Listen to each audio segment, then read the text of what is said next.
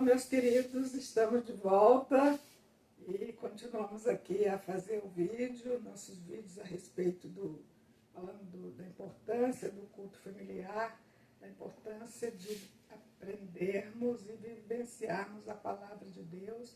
E hoje nós temos muitos assuntos, assim, digo muitos porque, na verdade, a gente gostaria de fazer todos os dias, porque nós fazemos o culto todos os dias, e nós vamos discorrendo sobre cada tópico que fala aqui na palavra. Por exemplo, a mulher de Samaria.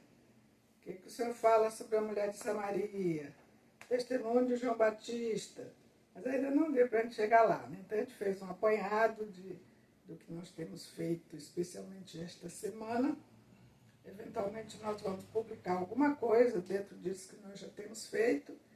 E vamos hoje falar sobre isto que nós concluímos que é de suma importância para a vivência da igreja neste momento tão especial que estamos vivendo. Amém, meus queridos? Então nós vamos ver aqui no livro de João, Evangelho de João, capítulo 3, vamos ver alguns versículos. Vamos lá. E havia entre os fariseus um homem chamado Nicodemos, príncipe dos judeus. Este foi ter de noite com Jesus e disse-lhe: Rabi, bem sabemos que é mestre vindo de Deus, porque ninguém pode fazer estes sinais que tu fazes se Deus não for com ele. Jesus respondeu e disse: na verdade te digo que aquele que não nascer de novo não pode ver o reino de Deus. Disse-lhe Nicodemos: como pode um homem nascer sendo velho? Porventura pode tornar a entrar no ventre de sua mãe e nascer? E Jesus respondeu: na verdade te digo que aquele que não nascer da água e do Espírito não pode entrar no reino de Deus. Bom, meus amados, isso aqui é falando sobre Nicodemos, mas é importante que a gente fale um pouco também sobre o início do livro, que tem muito a ver, já dentro deste assunto, já nos traz muita coisa a aprender, né? Acho que o nome desse vídeo vai ser O Dinamismo de Jesus e a Marcha da Igreja. Porque já vamos dizendo, destacando aqui o dinamismo de Jesus, o dinamismo da obra de Deus, e que muitas vezes a igreja não acompanha. E acontecem problemas e problemas sérios. Então nós precisamos atentar para o dinamismo de Jesus. Ele não perdeu tempo. Então vamos lá. Começou que já lá na eternidade estava programado que Jesus viria a este mundo. E quando chegou no tempo certo, ele veio e não perdeu tempo.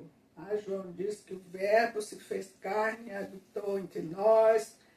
Depois os irmãos podem ver isso com calma e vão ver quanta coisa a gente aprende estudando essa parte da palavra, esses textos da palavra. Então ele veio e foi tudo muito rápido.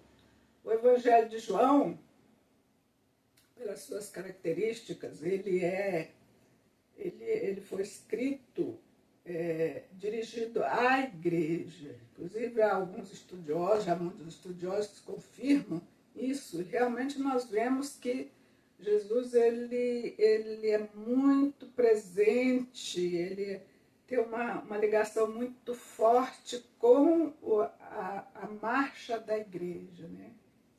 Então ele veio ao mundo e logo ele se encontrou com João Batista, que também estava engajado na obra de Deus, havia um projeto de Deus que ele estivesse aqui nesse tempo. Ele veio, já foi ali onde estava João e se batizou, né, cumprindo, dando testemunho assim do seu papel como homem, o que precisa ser feito, batismo, definição das pessoas. Quando o batismo, nós sabemos que é isso, é testemunho, agora sou um servo de Deus. E caminhando nisto, ele foi em frente, e aqui até que chegamos a Nicodemos. E ele, como é que chegou até lá? Então nós vemos que depois que ele se batizou ali, ele tratou de montar a sua equipe de discípulos. Isso ensina muito para a gente também que Jesus, ele não estava sozinho, nós não podemos, nós temos que estar, que fala da igreja como ela unida, né? Um para aqui, outro para lá, cada um fazendo uma coisa, descobrir uma coisa, segura a coisa para mim, que eu sou especial, não.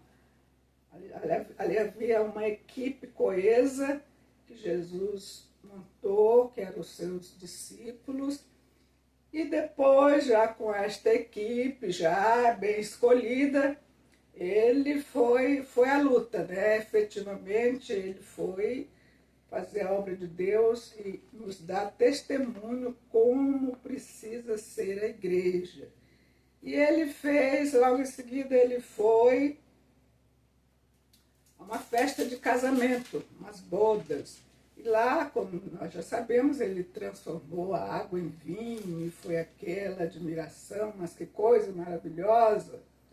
E também traz uma lição maravilhosa para nós, ele já dizendo que a igreja, ela precisa de famílias alimentadas pelo vinho novo, que é o vinho do Espírito Santo. Nós não podemos dispensar esta presença na vida das famílias da igreja. Aí é onde entra, eu enfatizo ainda a importância do ensino em casa, do ensino da palavra, do culto familiar, da adoração em casa. A igreja, desde os pequeninos, já precisam estar com essa consciência. Não vamos esperar os meninos crescerem e o mundo carregar e nós sair correndo atrás deles. Não, nós temos que... a família já precisa desta base, né? E depois ele foi ao templo. E lá no templo, aquele templo que foi construído, que com todo amor o Senhor abençoou que fosse construído para ser um lugar de aprendizado, um lugar de adoração a Ele, um lugar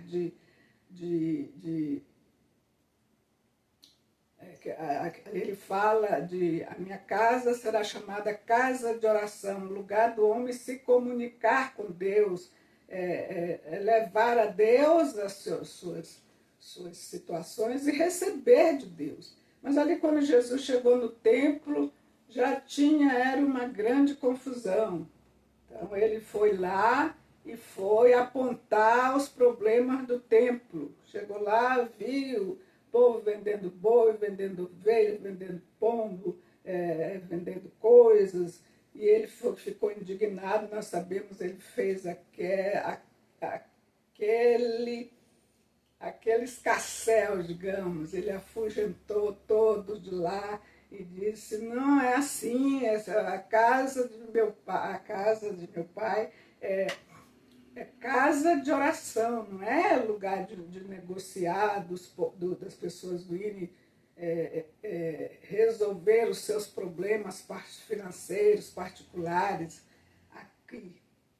Isso também nos ensina muito sobre a importância do templo, a importância do ensino da palavra de Deus, que não necessariamente, eu não quero dizer aqui, digo assim, do templo espiritual, digamos, e tem a ver também com a igreja, as igrejas que se propõem a ensinar a palavra de Deus, devem zelar por isto, para que haja realmente ali um lugar de aprendizado, um lugar de cuidado, um lugar de uma referência da presença de Deus ali, que as pessoas possam chegar ali e possam ser tratadas e possam ser bem assistidas.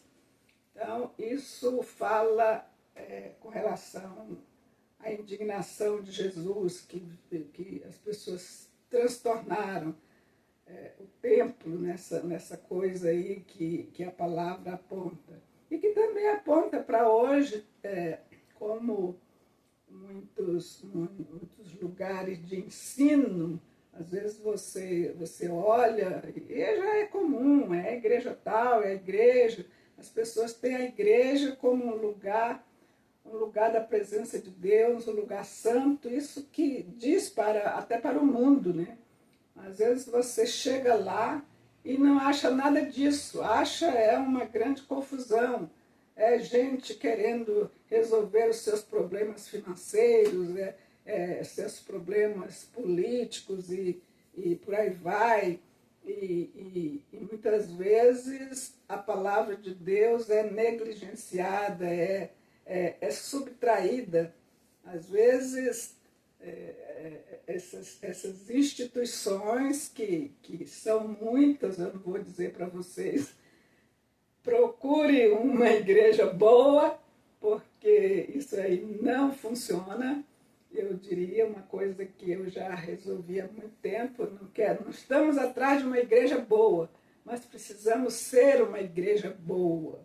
Isso é muito importante para que a gente possa enxergar as coisas e julgar segundo a palavra do Senhor e nos mantermos dentro da palavra para que nós possamos ter segurança da nossa salvação, porque muitas são as armadilhas que estão por aí para subtrair a nossa fé.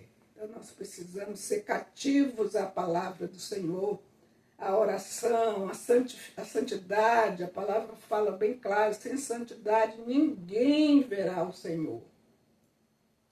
Então fica esses detalhes aqui a respeito do templo, que Jesus tem muito mais a ensinar quando nós formos meditar sobre isso. E aqui chega em Nicodemos.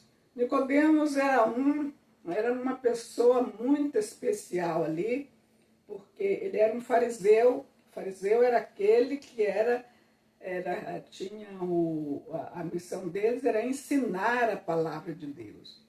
Mas quando Nicodemos viu Jesus ali, começou a observar, ele viu que ele não estava batendo com aquela vida que ele levava, né? Os ensinamentos de Jesus tocaram nele e ele ele foi despertado para checar isso, a sua vida com Jesus. Ele procurou Jesus de noite, né?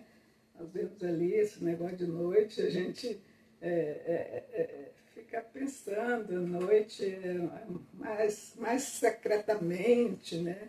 E foi, Senhor, Jesus, como é que é isso? Como é que você uma pessoa para fazer o que tu fazes só vindo de Deus, dizendo assim, eu não conheço isso, e eu estou aqui fazendo as coisas e todo empenhado, e tenho a fama aqui na cidade, que sou um fariseu, tal, e ele também convencido, mas ele viu que ele estava diferente de Jesus. Então Jesus foi muito paciente com ele, e explicou para ele. Jesus o confrontou ali, mas foi numa atitude muito paciente, mostrando para ele como é que são as coisas. Interessante a posição de Nicodemos, porque ele foi humilde e sincero com ele mesmo e com Jesus. E eu creio, meus irmãos, que aí é uma grande lição para nós, para todos aqueles que ensinam a palavra do Senhor, para que nós estejamos, nós possamos ir a Jesus e checar a nossa vida. Ter uma conversa séria com nós mesmos, o que é que eu estou fazendo, e será que isso está de acordo com a palavra de Deus? Porque isso, meus irmãos, isso tem um peso muito grande, porque não será cobrado. Não será cobrado muita coisa ainda nesta vida, e lá na eternidade as coisas são assim muito mais muito mais fortes, né? Então nós precisamos ter esse posicionamento de julgarmos a nós mesmos, como é que está a minha vida, será que eu estou desviado, ou será que eu estou também, hoje é uma coisa muito comum, o sectarismo que é homens usando a religião, usando a palavra de Deus para estabelecer os seus propósitos. E muitas vezes nós podemos entrar nessa aí, do sectarismo, de uma maneira que nem nos apercebemos, que às vezes a gente fica tão absorvido com o dinamismo, às vezes, daquela religião, daquela igreja, que nós não temos nem tempo, e nem espaço, e nem liberdade para buscar, vivenciar a palavra de Deus como ela tem que ser feita. E nós temos que ter muito cuidado com isso, irmãos, porque às vezes nós vemos que este comportamento sectário, muitos líderes, eles, vindo uma linguagem vulgar, eles não falam lé com cré, e as pessoas, às vezes, até pessoas que deveriam, pessoas esclarecidas, pessoas com estudos, pessoas que conhecem até o Senhor, não atentam para essas coisas. Então nós temos que ter muito cuidado com isso, e Jesus foi bastante enfático com Nicodemos a respeito do novo nascimento, de vivenciar a palavra de Deus, e é isto que até aqui, assim, por alto, nós temos aprendido e estamos trazendo para os irmãos esta coisa que Jesus, especialmente aqui no final, que ele se deteve com Nicodemos, ele foi bem claro, aquele que não nascer da água e do Espírito não pode entrar no reino de Deus. Meus irmãos, o reino de Deus é muito sério, não é? Não tem jeitinho brasileiro, não pode entrar no reino de Deus. E o tempo que nós temos para nos preparar é hoje, para preparar a nossa família. Imagina, nós sermos responsáveis pela vida de uma criança. O que vai ser desta criança depende muito dos pais. Às vezes nós vemos os pais tão desatentos, empolgados com a marcha deste mundo e não estão dando conta da sua responsabilidade. Assim como os líderes estão tão empolgados porque fazem parte de um grupo, não sei o quê, que alguém descobriu aquilo e faz aquilo, a obra é esta aqui, não divido com ninguém. Não, meus queridos, o Senhor não quer isso. O Senhor quer um povo santo, um povo coeso, um povo que fala a mesma língua, um povo cuja cartilha é a palavra de Deus. E assim nós podemos viver muito bem uns com os outros, podemos ser uma bênção para aqueles que ainda estão no mundo, podemos ser a igreja que Jesus programou. Bom, meus queridos, aí eu vou ficando por aqui. E qualquer hora eu vou voltar, né, com um novo vídeo. Peço a você que compartilhe este vídeo. Se você gostou, considere-se uma pessoa que está... que Deus pode usar e quer usar para abençoar outras pessoas, compartilhando este vídeo. Se inscreva, comente e ore para que a obra de Deus haja um verdadeiro avivamento. O avivamento que Jesus trouxe foi o maior avivamento de todos os tempos.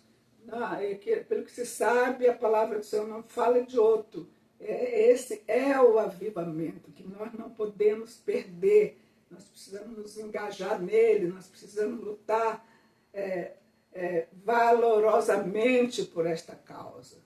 Amém, meus queridos? Então eu vou ficando por aqui. A paz do Senhor Jesus. Até o próximo vídeo.